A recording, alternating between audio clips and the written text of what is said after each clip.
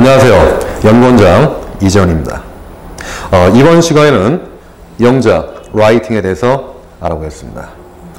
정기시험의 라이팅의 제한 시간은 60분입니다. 채점 기준을 먼저 말씀드리면 문법의 정확성, 그 다음에 단락의 구조의 안정성, 그리고 어휘의 활용, 그 다음에 연결성 및 논리성입니다. 그런데 여기 나오는 배점이 좀 특색이 있습니다.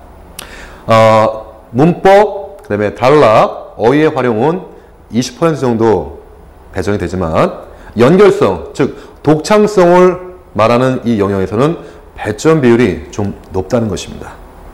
제가 지난 13년간 IELTS를 지도해보면서 문법적인 내용이 약간 좀 틀리신 분도 독창적인 내용을 많이 만들었을 때 성적이 의외로 높게 나오는 경향이 많았습니다. 그래서 지금 나와 있는 배점을 따면 이렇게 현장 시험에서는 독창성에 대해서 상당히 점수를 좀 더 부과하는 영역이 있다 했습니다. 그러면 지금 나왔던 여러분이 이제 시험 오시면 유학을 준비하시는 분은 아카데믹 모듈이고요. 그 다음에 이민과 취업 준비하시는 분은 제너럴 모듈입니다. 네, 각각의 두 개의 과제가 있습니다. 먼저 아카데믹 타스크 1에서는 도표 그림 해석으로 객관적인 평가를 물어봅니다. 그리고 두 번째 타스크 2에서는 에세이로 주어진 문제에 대한 주관적인 비판과 사고로 학술과 인문 분야에서 나오게 되는 것입니다. 그래서 보통 타스크 1에서는 바 차트, 테이블 차트, 라인 차트 여러 가지 그림도 나오긴 하지만 이러한 내용을 자기의 감정을 집어넣는 것이 아니라 객관적인 비교에 의해서 정리를 해주시는데 적어도 150잔을 작성하셔야 된다는 것입니다. 두 번째 타스크 2에 대해서는 이 내용이 여기서는 정말 객관성이 아니라 주관적인 자기의 의견을 전달하는 것으로서 250자를 완성해야 하는 그런 영역인데 타스크 1과 2에 대한 비율은 타스크 1은 약 30%, 그 다음에 타스크 2는 70% 정도 배정되어 있습니다. 현장에서 타스크 1을 못 써도 타스크 2는 꼭 쓰고 나와야지만이 뭔가는 그렇게 낮은 점수대는 받지 않는다는 것입니다. 그리고 한쪽에 제너럴 트레이닝을 보겠습니다.